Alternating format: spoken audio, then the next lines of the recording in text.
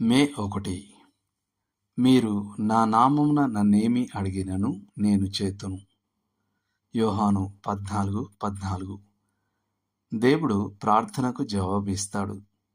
మనకు అనంతమైన జ్ఞానం, ప్రేమ మరియు శక్తి ఉంటే మనం ఎలా జవాబిస్తామో ఆయన కూడా అదే విధంగా జవాబిస్తాడు. కొన్నిసార్లు మనం కోరుకున్నది ఇస్తాడు, కొన్నిసార్లు అంతకంటే శ్రేష్టమైనది ఇస్తాడు. కానీ ఎల్లప్పుడూ మనకు అవసరమైనది ఇస్తాడు.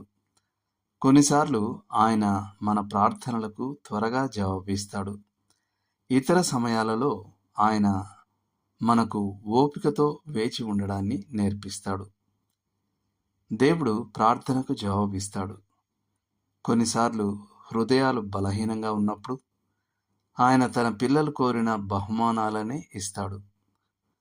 తరచుగా విశ్వాసం లోతైన విశ్రాంతిని నేర్చుకోవాలి. ఆయన మాట్లాడనప్పుడు దేవుని మౌనాన్ని నమ్మాలి. ఎందుకంటే ప్రేమ అనే నామం గలవాడు శ్రేష్టమైన దానినే పంపుతాడు.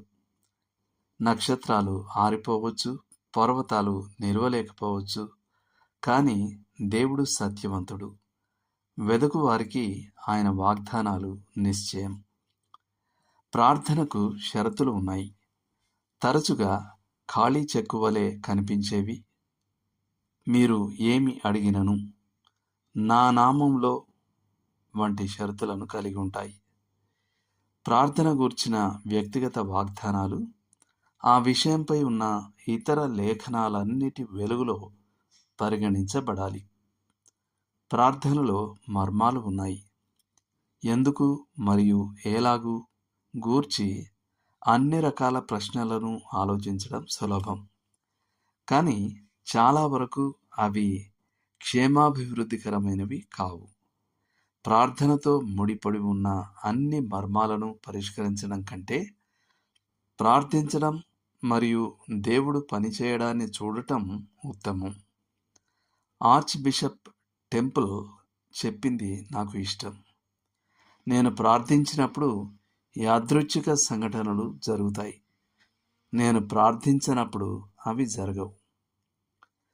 మనం ప్రభువైన యేసు నామములో దేవునికి ప్రార్థించినప్పుడు అది తండ్రికి ఆయనే ఆ అభ్యర్థనలను చేస్తున్నట్లుగా ఉంటుంది. ఇదే మన ప్రార్థనలకు అంతటి ప్రాముఖ్యతను, శక్తిని ఇస్తుంది. మరియు అందుకే మనం ప్రార్థించినప్పుడు కంటే మరే సమయంలోనూ సర్వశక్తిమత్వానికి అంత దగ్గరగా రాము. మనం ఎప్పటికీ సర్వశక్తిమంతులం కాలేం. కానీ మనం ప్రభు అయిన యేసు నామములో ప్రార్థించినప్పుడు మనం అనంతమైన శక్తిని పొందుకుంటాం. ఉత్తమమైన ప్రార్థన బలమైన అంతర్గత అవసరత నుండి వస్తుంది.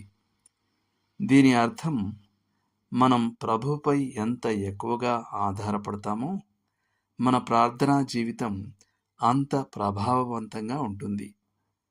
మనం ప్రార్థించినప్పుడు అవకాశం లేదా సంభావ్యత యొక్క నియమాల ప్రకారం ఎప్పటికీ జరగడాన్ని మనం చూస్తాం. మన జీవితాలు అలౌకిక శక్తితో ప్రజ్వరిల్లుతాయి. అవి పరిశుద్ధాత్మ శక్తితో నిండి ప్రకాశిస్తాయి. మరియు మనం ఇతర జీవితాలను తాకినప్పుడు దేవుని కొరకు ఏదో జరుగుతుంది. నా ప్రార్థనలు అవసరమైన వారి సంఖ్యను బట్టి మరియు నా కోసం ప్రార్థించే వారి సంఖ్యను బట్టి నేను నా ప్రభావాన్ని కొలుస్తాను అని చెప్పిన పరిశుద్ధుని వలె ఉండాలి. దేవుడు మిమ్మల్ని దీవించునుగాక. ఆమేన్.